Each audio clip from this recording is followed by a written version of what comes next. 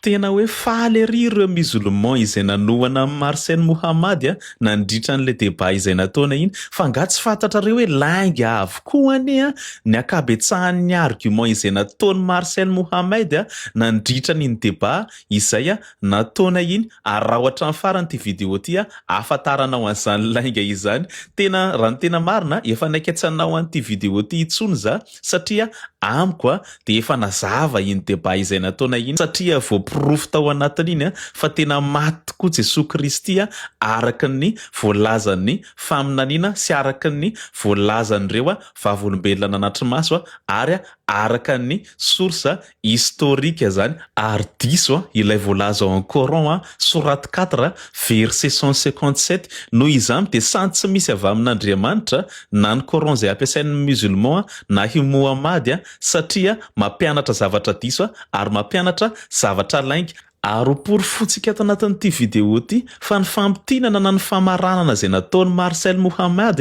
zay tsy hitantsao moa zay namalina anazy satria tapitra ihany koa ny lera ary kely de kely ihany koa moa fotoana tamin'iny ny argument zay noentiny nanohanana hoe tsy maty Jesoa Kristy fa olona hafa ny nasolana azy teo tao anatin'ny fampitinana iny de lainga avokoa ny akabetsahany fa ny zavatra tsara fantatritsika rehetra alohan'ny anarahantsika an'izany de ty hevitra izay itovizany amin'ny rahalahy ity ity adivitra ty zany de hevitra marina no miady aketo mijanona ambony latabatra izy ty fa tsisy resaka hoe ady zany ivelany ty adivitra ty zany bon fa izy kosa zany tsara ho marigna kely fa zay kosa koa tsy magneky zany le lainga zay aparitika ny ry zay zany hoe eto zany izy de miteny mazava tsara mihitsy hoe zandray hoy zany mandainga alao jerevantsika hoe iza ny tena mandainga tao anatin'iny débat izay nataona iny ary ny lainga voalohany an'izany dia fantatsika rehetra moa fa ilay sourate 4 verset 157 mihitsy satria tsisy révélation an'Andriamanitra lazany zany meloa araka ny Amosa 7 ny 5 tsisy vavolombelona nanatry maso ka ny tantara hoe tena nisy fanovatare marina teo ary soloana olona hafa i Jesoa Kristy ary tsisy historien matotra nanamarina an'izany ka ny tantara hoe iza ilay olona nasolany Jesoa Kristy teo iza ny anarany eny na izy Marcel Mohammad ary de niaiky mihitsy hoe zavatra tsy verifiable izany ary na ireo manampahaizana ao amin'ny musulman arany de anarana samihafa tsy fatapototra tsy misy proof no tanisain'izy ireo ny lainga faharoa no lazainy tao anatin'ilay fampitinana de ty lazainy ty indray zany hoe zay musulman magneky fa nisy olona nombogna tamin'azy fijaliagna teo olo iny tovy endrika tamin'i Jesoa fa i olo io zany tegna marina tsy Jesoa fa olon-kafa zay nataon-Jagnahary nitovy tanteraka aminazy ary tsy zavatra sarotra amin'Andriamanitra zany zavatra zany fa mora aminazy zany zavatra zany ary tsisy olombelogno vavolombelogno nahita maso le zavatra tegna nandalo teo marina satria tamin'ny fisamboragna zany ireo mpianatra ny Jesoa nandositra ary ireo olo isambotra zareo lavo sady toragna dikan'izay nisy événement zany te tsisy olombelogno nahita anazy izy koa tsy Zagnahary nitsoka daholo nireo mpianatra ary tsisy vavolombelona nanatry maso nahita ny zavatra nitranga teo afa-tsy Zanahary ihany ary ireo nanatry maso teo izy de nenjera sady torana avokoa voalohany indrindra aloha lainga voalohany indrindra aloha de le filazana hoe tsy nisy vavolombelona nanatry maso teo afa-tsy Zanahary satria raha mijeritsika ao amin'ny Joany ao amin'ny Joany 7:20 ny 5:20 ary nitsangana teo akaikin'ny hazo fijalianan'i Jesoa ny reniny sy ny ravaviny reniny i Maria vadiny Cléopasy ary Maria Madeleine 5:20 no nahita ny reniny sy ilay mpianatra izay nitiaviny nitsangana teo i Jesoa de hoy izy tamin'ny reniny raha vehivavy indro ny zanakao 7:20 ary hoy izy avy eo tamin'ilay mpianatra indro ny reninao eto aloha zany de efa lainga sady ilay hoe tsy nisy vavolombelona nanatry maso teo de le tantara zay nitantarainy le ao amin'le hoe zay milaza hoe reo olona nanatry maso teo tamin'ny Jesoa nisamborina zany de lavo sady torana avokoa iny koa de tena mbola lainga ihany koa raha mijeritsika iny tantarainy makony ao amin'ny Joany 20 manimboka eo amin'ny 9 zany i Jesoa moa de efa nalala izay rehetra nitranga aminy ka nivoaka izy ary niteny tamin'izy ireo hoe iza ny tadiavinareo de hoy ny navalin'izy ireo azy hoe i Jesoa avy any Nazareta de hoy i Jesoa taminy izao no izy niaraka tamin'izay teo koa i Jodasy Ilay nanolotra azy eto amin'ity tantara ity no eto amin'ny Marcel Mohammad ilazana hoe torana ozy Ilay olona nanatrika teo zany. Dia izao nefa voalaza eo amin'ny 9 raha jerevantsika tsara le tantara fa tsy miolona n'ilay tsenjery izay averimberiny fotsiny. Vao nilazain'i Jesoa izy ireo hoe izao no izy dia niemitra nakany ariana izy ireo ka nikarapika tamin'ny tany. Eto amin'ity nikarapika tany ity tsisy milaza zany eto hoe torana le olona nanatrika teo fa lavo ry zareo dia nienjery raha jerevantsika nidika teny amin'ny teny grika anio dia epesanina izay tsy midika mihitsy hoe torana fa midika fotsiny hoe lavo na nikarapika na nienjera tamin'ny tany. Tsisy milaza zany hoe torana. Tsika miolona n'le tsenjery izay ataony fotsiny fa tsy vakiana akory le soratra masina dia iny koa tsika fafaly fa verifie le soratra masina ary ny torana ary ny toy anarany dia mbola manamarina hatrany fa tsy nisy olona torana zany teo eo any 17. Fa nanontany azy indray i Jesoa hoe iza ny tadiavinareo dia hoy izy ireo namaly tsara le olona i Jesoa avy any Nazareta ka novaliany Jesoa hoe efa voalazako taminareo fa izao no izy koa raha izao no tadiavinareo dia avy alao andeha ireto. Noho izany dia lainga ilay filazana hoe torana le olona nanatrika teo. Tsisy olona torana zany teo ary tsisy fanovatarezany mihitsy teo, tsy misy olona novaina zany teo. Eo any 17 dia mbola milaza mazava tsara mbola Jesoa ihany namaly teo amin'ny fotoana io aza mandainga zany. Le Zagnahary nahita anazy eo amizay no nagnambara tamin'ny Mohammad 600 ans après ny événement nagnambara le tegna marina hoe tsy izy zany no maty teo na defa nisy fisalasalagna le olo zany nanomboka tamin'ny premier siècle makasika ny zavatra io.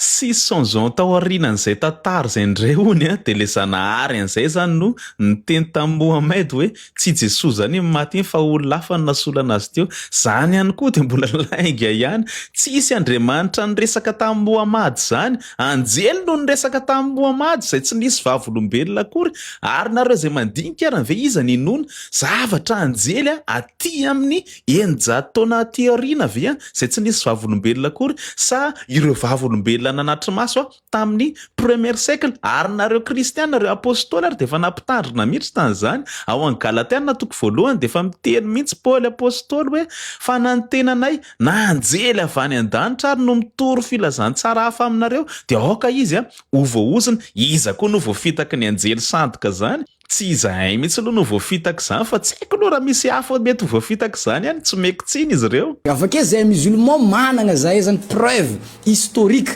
indépendant ivelany finoana islamo. Ilazana efa tsy Jesoa no nombogna teo aminazy fijaliana fa olon-kafa ary source anay avy amin'ny Petera apôstôly ary managna source ihany koa zay amin'ny alalan'ny tenin'i Jesoa izay boky nampiasain'ireo kristianina gnostika zany tamin'ny fotoana io. Tena tsy menatra mandainga mihitsy tia namako anankiray ity. Za aloha dia tena tia anazy fa le lainga ohatran'izany kosa tsy maintsy ahitsy ny source-ny zareo dia avy amin'ny Piera apôstôly ary nitsindrimy mafy tsara mihitsy. Tsy haiko hoe Piera apôstôly izy zany teneny zany. Piera apôstôly ary dia milaza mazava tsara mihitsy tamin'ny premier siècle ao amin'ny Piera voalohany toko voalohany ny 13 isaorana ny Andriamanitra rainy Jesoa Kristy tompontsika, rainy Jesoa Kristy tompontsika izay niteraka antsika indray araka ny habean'ny famindrapony noho ny fitsanganany Jesoa Kristy avy amin'ny maty ho amin'ny fanantenana velona. Ary ao amin'ny 9 izy dia mbola miteny ihany koa hoe fantatrareo manko fa nanavotana anareo ho afaka tamin'ny fitondran-tena adala izay nolavana tamin'ny razana dia tsy tamin'ny zavatra mety simba na ny volafotsy na volamena fa tamin'ny ra sarobidin'i Kristy. Ilay zanak'ondry tsy manatsiny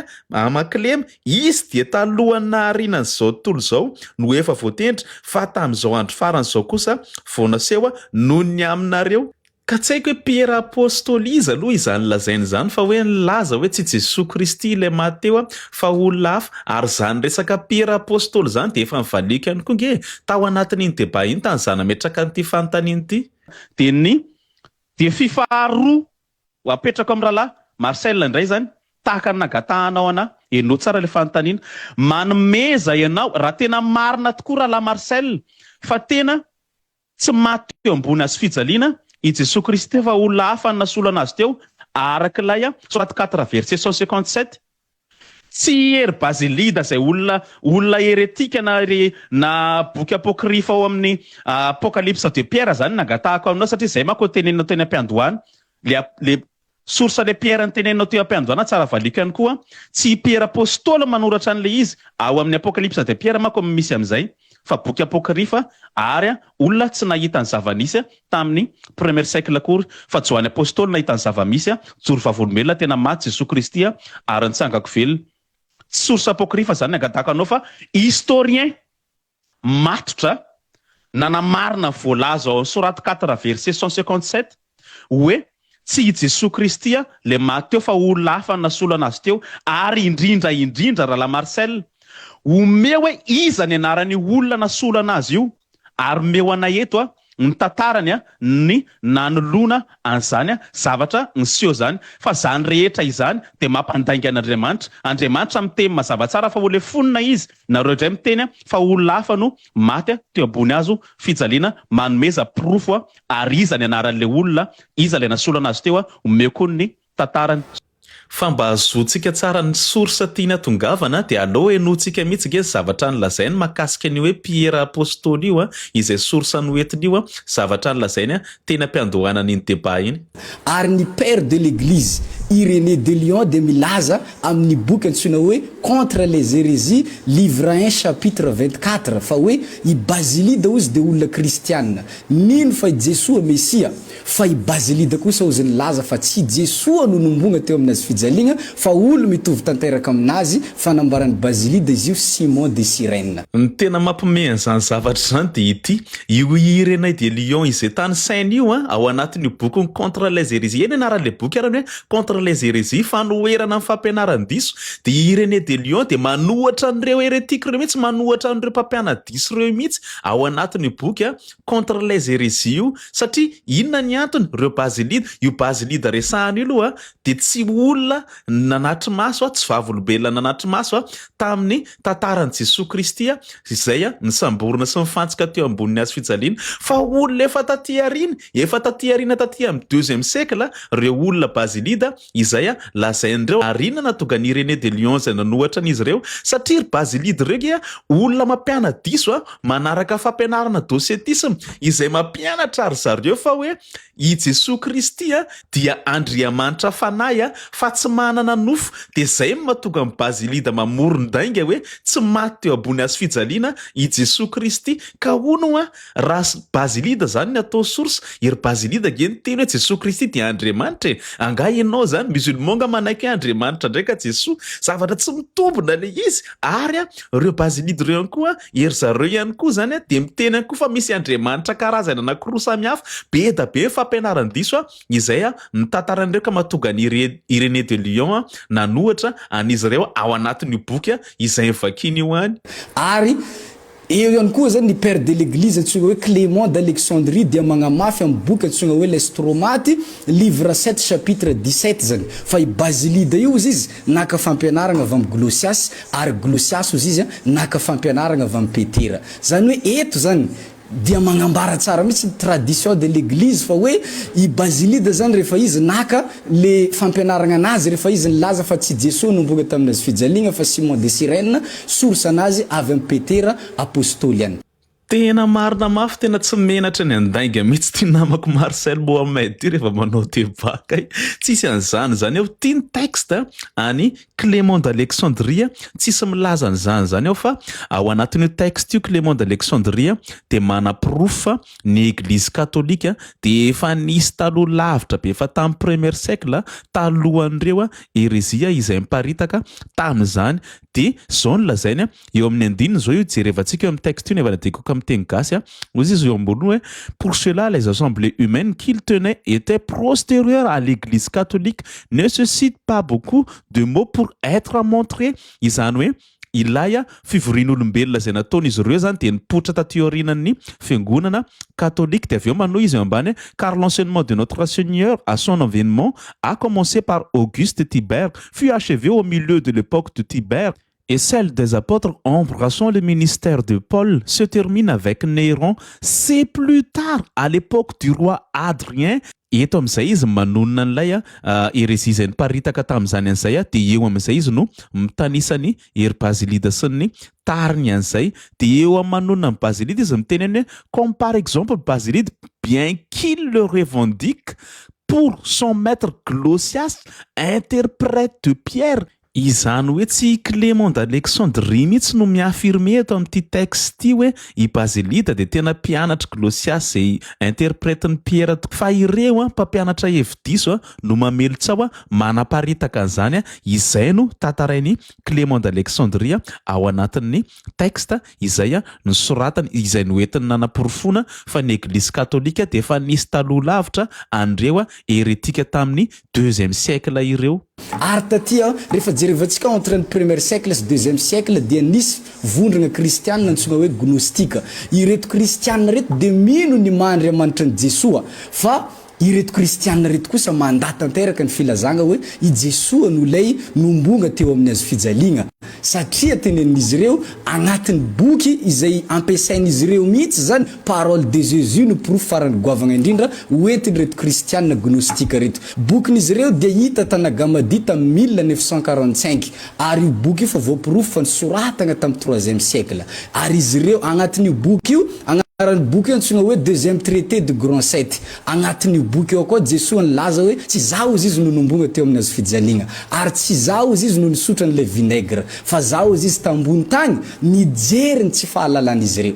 Tena zalo dia tena miaiko aloha fa tena resiny kosa aloha zara fitantarana lainga amin'ny tana vahoaka. Ty boky izay lazainy fa nisoratan'ny Pierre ity dia efa nivaliko teo hoe tsy Pierre apôstôly zany nanoratra an'io fa boky apôkrifa io ary izy tena niany ary moa ny teny teo hoe efa taty amin'ny 3e siècle no nisiny boky ity. Dia andoka jerevantsika ny ao amin'ny siton'ireo gnostika izay miresaka an'io boky apocalypse de Pierre io eo amin'ny introduction dia miteny mazava tsara mihitsy nous n'avons pas un texte pur et complet de ce livre qu'il s'est classé 2e homme populaire et probablement aussi en daté de l'apocalypse canonique de Saint Jean. Nous n'avons d'abord certaines citations faites par des écrivains des 4 premiers siècles. Izany hoe ty boky apocalypse de Pierre ity dia nisokajiana ho faharoa taty aorianan'ny apocalypse-ny Saint Jean zany. Apocalypse Saint Jean zany dia voasoratra taty amin'ny faraparan'ny 1er siècle ary ity boky ity kosa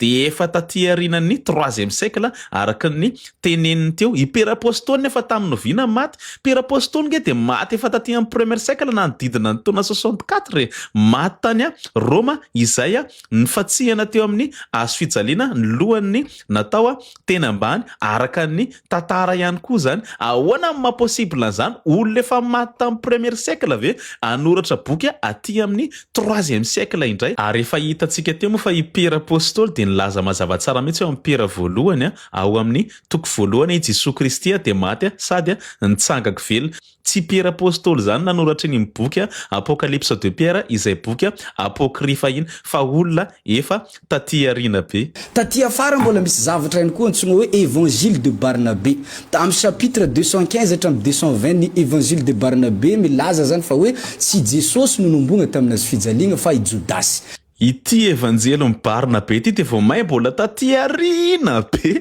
ary raha jerevantsika ihany koa io dia ao amin'ilay introduction io texte io any mbola milaza indray hoe il s'agit d'un faux du 14e siècle qui n'existe aujourd'hui que des manuscrits espagnols et italiens. Ary ny tena aloha zara dia ao amin'ny evanjely mibarina be izay ataony zareo source io dia milaza amin'ny chapitre 42 fa tsy i Jesoa indray ilay Messi dia zany ve miboky atao source hoentina amitahana ny olona. Tsy haiko aloha zay manaiko voafitaka zany i Jesoa ihany nilaza amin'ny Jaona 8:40 zany fa hoe sitrapony devoly no andeha hamono anazy amin'ny azo fijaliana fa tsy sitrapon'Andriamanitra karaha le resan'i Jesoa teo.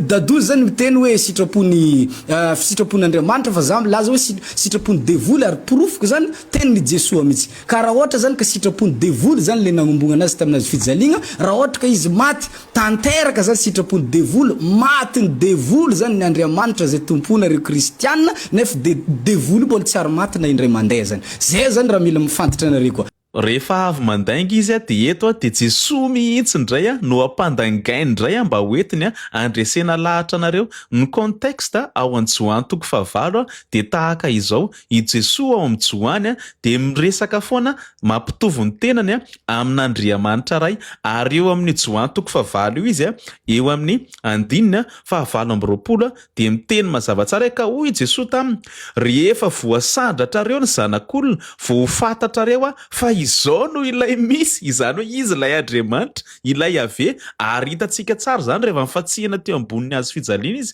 any an-Joany 7:20 ny andininy 7:20 rehefa nisoratana teo ambonin'ilay hazo fijaliana ny anaran'i Jesoa Kristy dia ny anaran'Andriamanitra ilay iody he vavy he Yahvé no hitan'ny Jesoa teo de miteny soloa io soratra io, ozy pilaty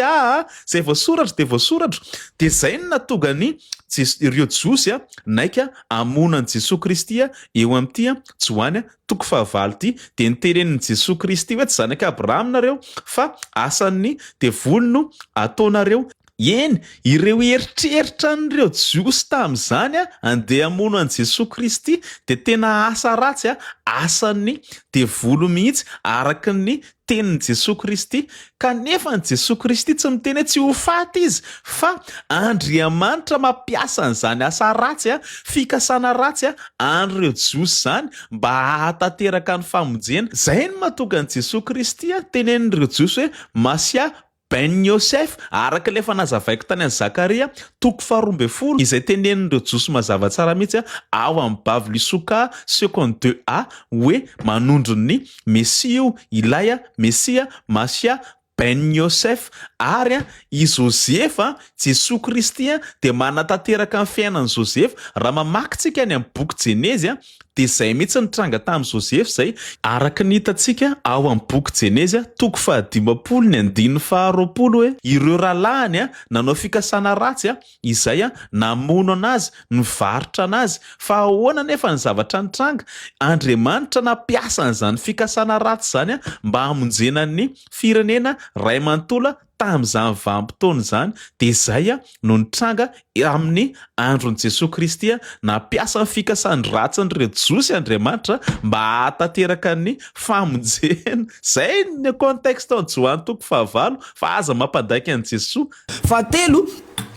io no baraka farany ratsy indrindra tamin'ny fiainana anazy satria izy nivavaka tenenin'ny evanjely efatra hoe mba tsy hombogna eo amin'ny azo fijaliana, esorina aminazy le kapoka zany, mba tsy hombogna eo amin'ny azo fijaliana izy.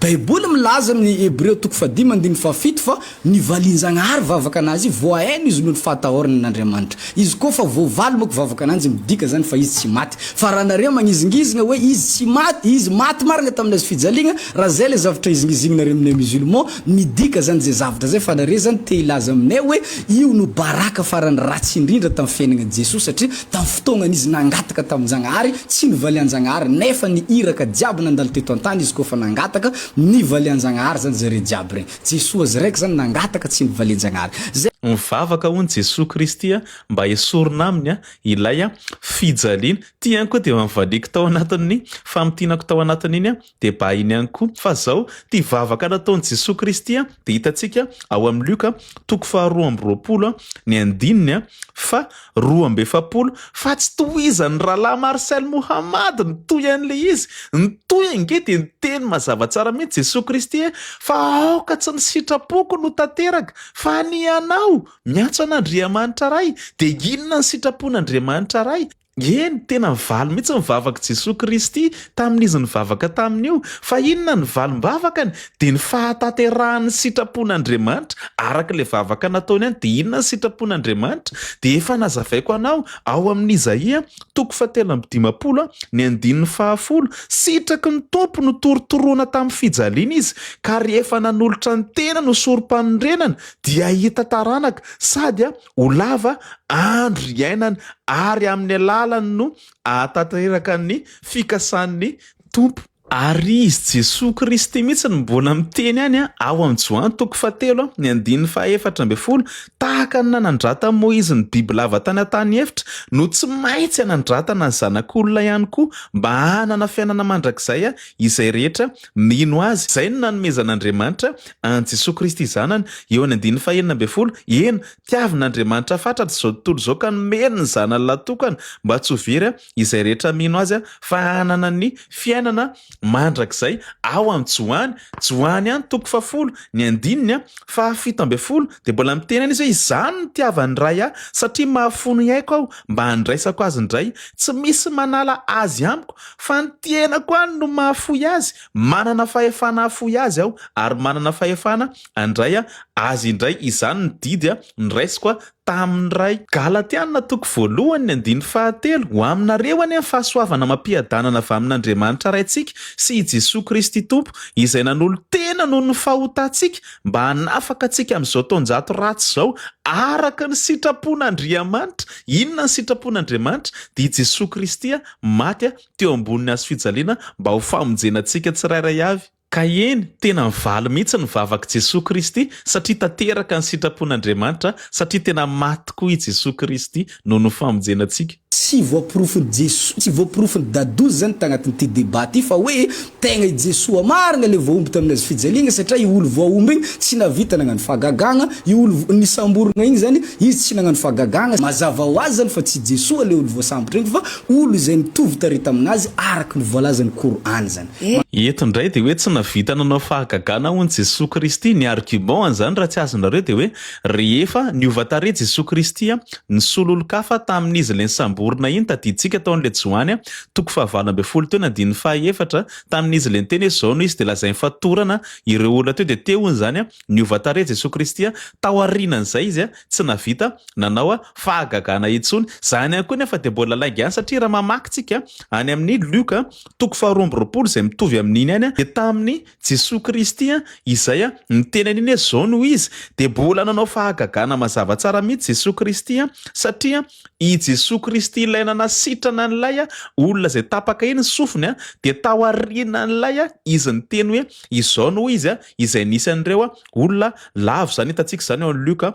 2:12 manomboka eo amin'ny 1:2 sy ny manaraka eo. Dia tsy iny fanasitranana sofina iny ihany nefa ny fahagagana nataon'i Jesoa Kristy tao aorianan'izay fa raha mbola mamaky ihany koa tsika Matio 7:20 ny 5:12 hatramin'ny 4:15 dia mbola nisy ihany koa ny fahagagana nataon'Andriamanitra nataon'i Jesoa Kristy tamin'izy nifantsika teo ambonin'ny hazo fijaliana. Dia inona zany? Dia ilay nisy aizina tapaka izay tsy tokony hitranga satria pleine lune 14 biba na 14 nisana ny andro tamin'ny fotoana io, ary ihany koa nisy horohorontany ihany koa tamin'izy tsy tokony hitranga, ary jerevany koa ilay lamba nitresaka tao amin'ny tempoly. Ahoana ny natonga zany teo? Noho ny fahagagana izay naseho an'i Jesoa Kristy, ary zay no natonga ny Jules africain niova ho kristianina nin'ny fijaganan'i Jesoa Kristy tamin'ny maty ka lasa kristianina rehefa nandinika an'izany